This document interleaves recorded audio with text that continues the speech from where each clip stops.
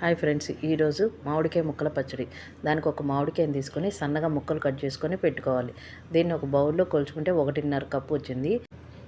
ఇప్పుడు ముక్కలకి సరిపడంత 3 స్పూన్ల కారం, 2 స్పూన్ల ఉప్పు వేసుకోవాలి. ఉప్పు తక్కువే వేసుకోవాలి. ఇప్పుడు ఆవు పిండి 1 స్పూను, మెంతుల పొడి 1/2 స్పూను వేసి బాగా కలపాలి. ముక్కల పులుపుని బట్టి ఇంకొంచెం కారం ఉప్పు కూడా యాడ్ చేసుకోవచ్చు. ఇప్పుడు దీనికి తాలింపు పెట్టుకోవాలి. కొంచెం ఓ బాండీలో శనగ నూనె వేసుకొని నూనె వేడెక్కిన తర్వాత పచ్చిశనగపప్పు, ఆవాలు, జీలకర్ర, ఎండుమిరపకాయలు వేసి బాగా వేగనివ్వాలి.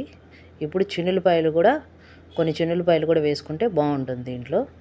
అవి కూడా వేగిన తర్వాత ఇంగువ కూడా కొంచెం వేసుకొని బాగా కలదిప్పండి. దీంట్లో కొంచెం పసుపు కూడా వేసుకోవచ్చు, నేను పసుపు వేయలేదు.